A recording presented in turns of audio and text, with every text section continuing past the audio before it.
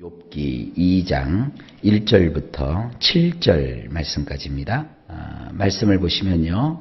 1절 또 하루는 하나님의 아들들이 와서 여호와 앞에 서고 사탄도 그들 가운데에 와서 여호와 앞에 서니 원문을 보면 이렇습니다.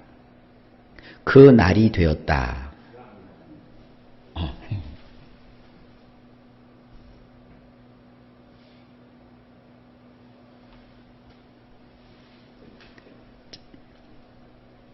자, 원문을 보십니다. 그 날이 되었다. 엘로힘의 아들들이 들어와서 여호와 앞에 섰는데 사탄 또한 들어와서 그들 사이에 끼어서 여호와 앞에 섰더라. 우리 성경은 그냥 어떤 하루를 지칭하는데요. 문학적인 기법으로 이렇게 번역을 해놨는데 원문을 보면 그 어떤 특정한 날을 특정하고 있어요. 그래서 그 날이 되었다. 아마도 이것을 문학적으로 보지 않고 현실로, 사실로 보게 되면 하나님께서는요, 특정한 어떤 날을 정하셔서 온 세상을 두루 다니는 천사들을 소집을 하시나 봐요. 그 날이 되었대요.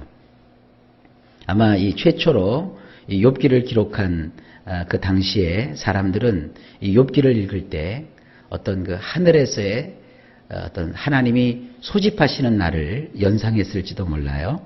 그런 그 단서가 되기 때문에 제가 굳이 이렇게 특정하게 번역을 한번 해봤어요. 그날이 되었다. 근데 그날이 되니까 엘로힘의 아들들이 들어와서 여호와 앞에 섰는데, 그러니까 엘로힘의 아들들은 천사를 뜻하는 것이라고 했습니다. 천사들이 하나님 앞에 섰어요. 근데 그 천사들 틈에 사탄 또한 들어와서 그들 사이에 끼어서 여호와 앞에 섰더라. 이 사탄이라는 말은 대적하는 자, 참소하는 자, 남을 깎아내리는 자, 뭐 이런 뜻을 가지고 있습니다. 사탄은 절대 할 수 없는 일이 한 가지 있어요. 선한 일은 못해요. 사탄은 절대로 옳은 말, 또 선한 말, 참다운 말을 못해요. 이 사탄의 종인 귀신들이 있다고요. 일부 기독교의 어떤 그 집단은요, 이런 가르침을 베풀어요. 귀신을 쫓아내면서 귀신한테 자꾸 말을 들어요. 귀신 들린 자와 대화를 하고 또 귀신이 주는 정보를 가지고 그걸 기초해서 어떤 그 기독교의 해괴망측한 이론을 만들어 가지고 그걸 막 주장을 해요. 만약에 귀신이 또 사탄이 참된 말을 하고 진리를 얘기한다면 우리가 그 말을 들을 수 있죠. 그러나 절대로 사탄과 사탄을 따르는 종인 귀신들은 올바른 말을 하지 않습니다. 귀신의 속살거리는 소리를 들을 줄 아는 능력을 가진 사람들이 있어요. 절대 귀신의 말에 귀를 기울이시면 안 됩니다. 혹시 여러분들이 영적인 세계가 열려서 어떤 하나님 외에 다른 영의 소리를 들을 수 있는 능력이 있다면 거기에 끌리시면 안 됩니다. 오직 우리는 진리의 말씀을 붙잡아야 돼요. 특별히 영적 세계는 더합니다. 영적 세계에서는 오직 기록된 하나님의 말씀, 그리고 성령의 감동을 쫓으시기를 주의 이름으로 축복합니다. 2절입니다. 여호와께서 사탄에게 이르시되 내가 어디서 왔느냐? 사탄이 여호와께 대답하여 이르되 땅을 두루 돌아 여기저기 다녀왔나이다. 원문은 이렇습니다. 여호와께서 사탄에게 말씀하시기를 너는 어디에서부터 이곳으로 왔느냐? 사탄이 여호와께 대답하여 이르기를 땅 여기저기를 다녔고 그것을 이리저리 거닐었나이다. 사탄도 하나님께 보고하죠. 자기의 모든 정황을요. 자, 그 다음에 3절로 넘어갑니다. 여호와께서 사탄에게 이르시되 네가 내 종 욥을 주의하여 보았느냐? 그와 같이 온전하고 정직하여 하나님을 경외하며 악에서 떠난 자가 세상에 없느니라. 내가 나를 충동하여 까닭없이 그를 치게 하였어도 그가 여전히 자기의 온전함을 굳게 지켰느니라. 이 3절 같은 부분은요, 반드시 원문으로 보실 수 있는 능력이 있어야 되는데 여러분들은 이제 히브리 원문을 못 보니까요. 제가 번역한 이 내용을 잘 마음에 숙지해 놓으시기를 바랍니다. 이렇게 되어 있어요.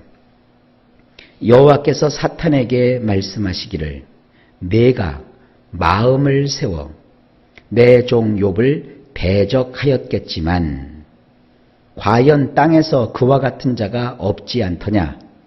흠이 없고 바르며 엘로힘을 두려워하며 악으로부터 멀리 떠난 자이니라. 그는 여전히 성실함에 있어 요지부동이었느니라. 그를 대적하는 데에 네가 나를 끌어들여 까닭없이 그가 삼킨 바 되게 하였느니라. 왜 원문으로 봐야 되느냐 하면 우리 성경으로 쭉 보다 보면 여전히 하나님께서도 욥에 대한 어떠한 믿음을 별로 가지고 있지 않은 듯한 느낌이 들어요. 그래서 자꾸 욥을 시험해 봐야 되는 그러한 필요성을 하나님의 마음에서 읽게 돼요. 근데 그게 아니거든요. 사탄은 여전히 욥을 대적하고 욥을 참소하는 위치에 있고요. 하나님께서는 욥을 변호하시고 욥의 편이 되어서 욥을 믿어주시는 것이 확연하게 원전에서는 드러나요.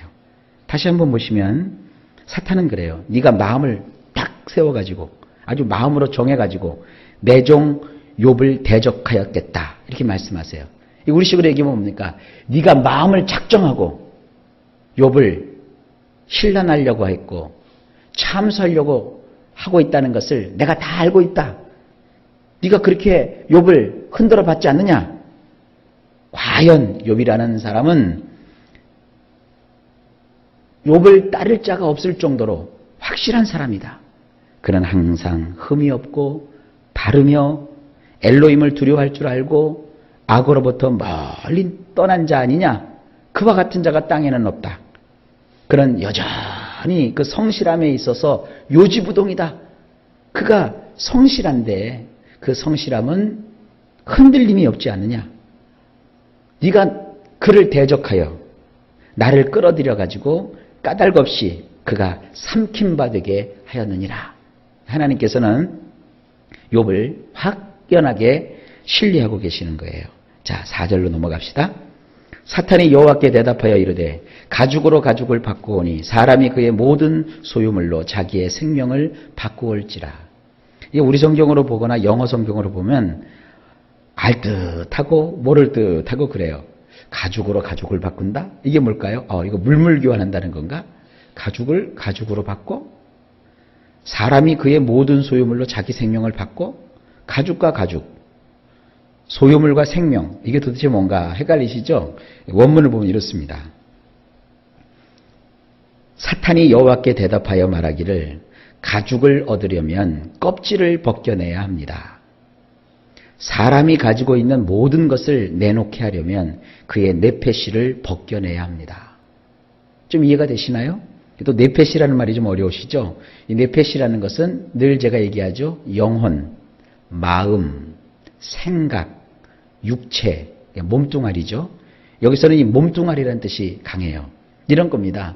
우리가 가죽을 얻으려면 소 껍질을 벗기거나 또 무슨 양의 껍질을 벗기거나 또 특별히 여성들이 겨울에 좋아하는 밍크 코트를 만들려면 밍크의 껍질을 벗겨야 되잖아요. 그 껍데기를 벗겨서 그걸 말려가지고 쓰는 것이 가죽이잖아요.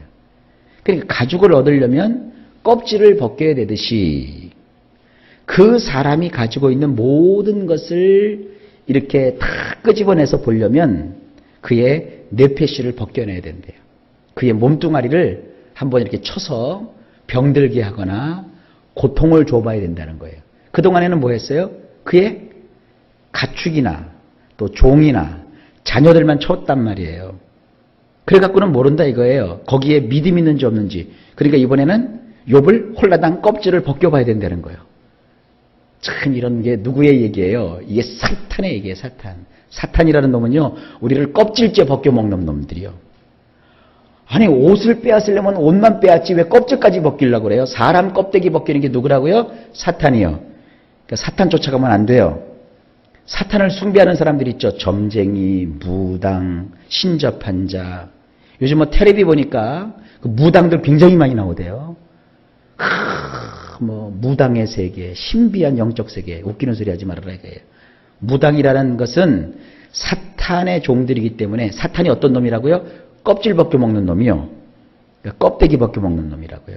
점집 찾아다니고 무당들한테 날짜 받고 다니고 이러면요 인생 껍데기 벗겨져요. 여러분 기억하십시오. 하나님 말씀은 정확하십니다. 사탄은요 껍질 벗겨 먹는 놈이요. 잘 되긴 뭐가 잘 돼요. 하여간 옷만 벗기는 게 아니라 껍데기까지 확 벗겨버린다고요. 큰일 납니다. 이게 사탄의 전략이고 사탄의 모습입니다. 5절입니다. 이제 주의 손을 펴서 그의 뼈와 살을 치소서. 그리하시면 틀림없이 주를 향하여 욕하지 않겠나이까? 원문은 이렇습니다. 참으로 제가 비옵나니, 사탄이라는 놈도 기도를 하네요. 참으로 제가 비옵나니 당신의 손을 뻗으셔서 그의 뼈와 그의 살을 때려보십시오. 당신의 얼굴을 향하여 그가 당신을 달리 저주받게 더하겠습니까? 이런 나쁜 XX. 이 사탄은 나쁜 놈입니다. 보세요. 뭘 기도해요? 당신의 손을 뻗으셔서 그의 뼈와 그의 살을 때려보십시오. 우리가 기도를 해도요 사탄처럼 하시면 안 됩니다. 하나님 저 사람 미워요. 저 사람의 살과 저 사람의 뼈를 당신의 손으로 한번 때려보십시오. 안 되는 거예요. 우리가 아무리 원수가 밉다고 해도 사탄처럼 기도만 안 됩니다. 우리는 어떻게 해야 돼요? 원수가 돌부리에 걸려서 넘어져서 망하게 하소서 그게 아니라 하나님 돌이켜 회개하며 하나님의 긍휼을 원수에게도 베풀어 주십시오. 그래야 되는 거예요. 사탄은 망하는 것을 원하고 죽이는 것을 원하지만 우리는 할 수만 있거든 죄인이 회개하여 하나님 앞에 설 수 있도록 기도하는 하나님의 거룩한 백성들 되시기를 바랍니다. 사탄이 노리는 게 뭐예요? 당신의 얼굴을 향하여 그가 당신을 달리 저주받게 더하겠습니까? 하나님은 욥을 인정하시는데 이러면 사탄은 하나님 앞에서 욥이 입을 열어 하나님을 저주하도록 한다고요. 이 저주라는 단어가요. 달리 쓰일 때는 축복이라는 단어로 쓰여요. 그러니까 성경에 보면 축복이라는 말과 저주라는 말이 다 바라크예요. 바라크. 축복한다는 것도 바라크고요. 저주하는 것도 바라크예요.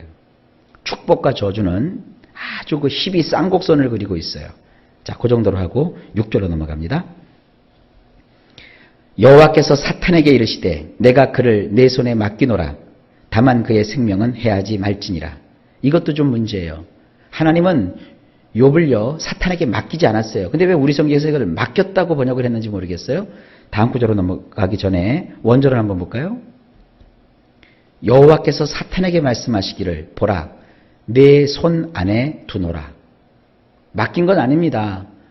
허용한 거예요. 허용. 그냥 사탄이 지금 그 소나기에다가 욥을 넣고 주물딱 지금 하고 있는데 좋다. 그러면 한 번 더 두고 보자. 이런 뜻이지. 하나님께서 애매하게 사탄을 인정하시면서 욥을 사탄의 손에 맡겼다. 이건 아닙니다.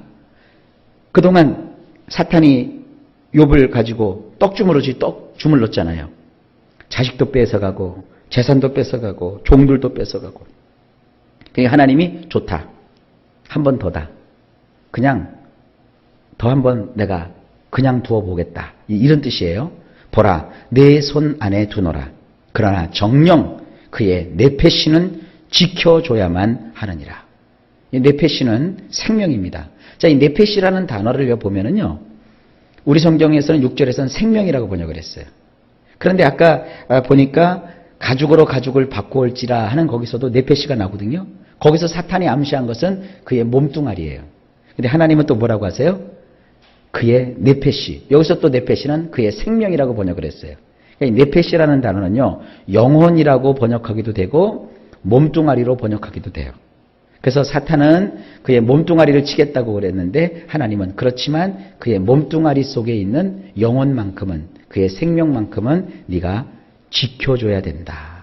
우리 성경은 해하지 말라 그러니까 사탄이 뭐 우리를 해할 수 있는 권세가 있는 줄 아는데 천만의 말이에요. 사탄이 우리에게 손을 대도요. 중요한 부분은 그가 손대면 안 돼요. 그러니 우리 성경은 지켜줘야 된다. 이렇게 표현하고 있습니다. 이 지킨다는 것은 우리가 항상 제가 얘기하듯이 샤마르라는 단어예요. 목숨 걸고 지키라는 거예요.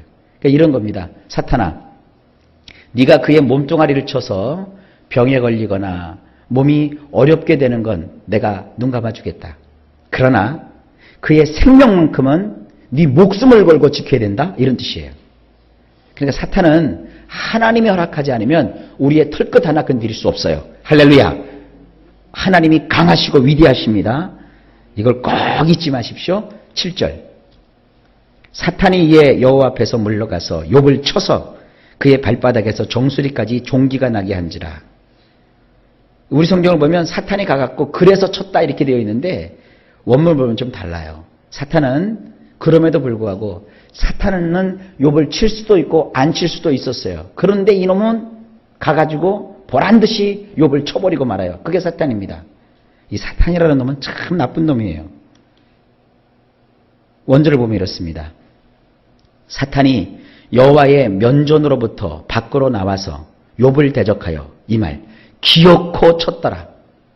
안 쳐도 되는데 기어코 쳤어요.